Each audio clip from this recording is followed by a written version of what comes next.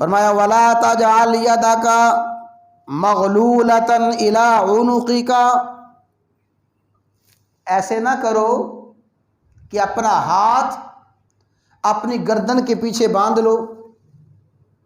اپنے دونوں ہاتھ گردن کے پیچھے باندھ کے نہ بیٹھ جاؤ،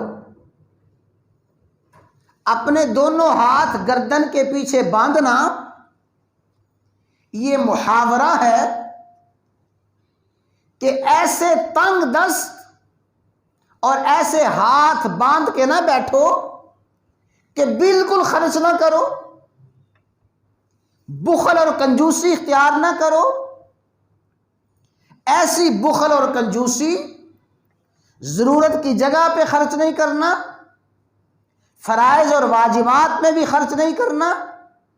نہ اپنے ہاتھوں کو باندھو۔ اور دوسرا پہلو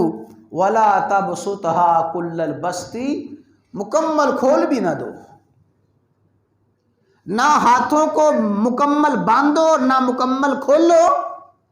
بلکہ وہی یہی ہے وَكَانَ بَيْنَ ذَلِكَ قَوَامًا، درمیانہ راستہ اختیار کرو۔ یہ ہے میرے بھائیوں احادیث،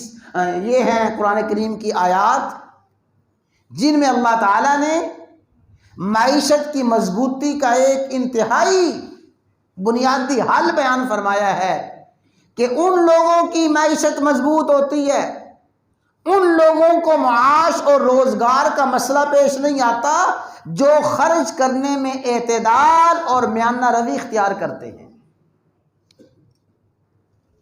اور امام الانبیاء سید الانبیاء سیدنا و مولانا محمد الرسول اللہ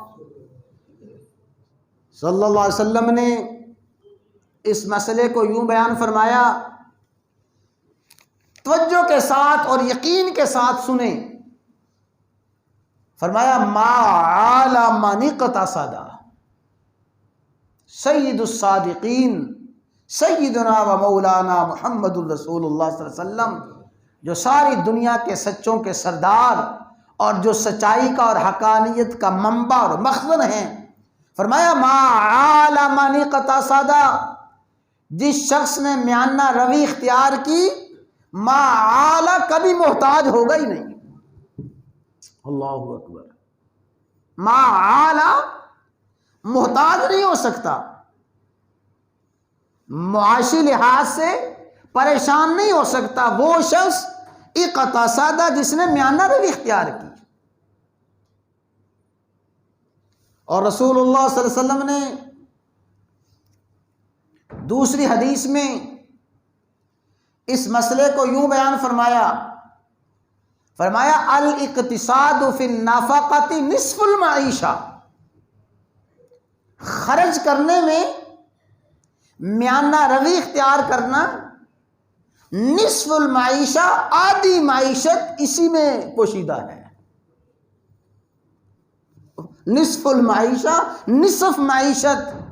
اور نصف روزگار اور نصف معیشت کا استحکام اسی ایک نقطے میں پوشیدہ ہے، الاقتصاد فی النفقہ، خرچ کرنے میں میانہ روی اختیار کرنا۔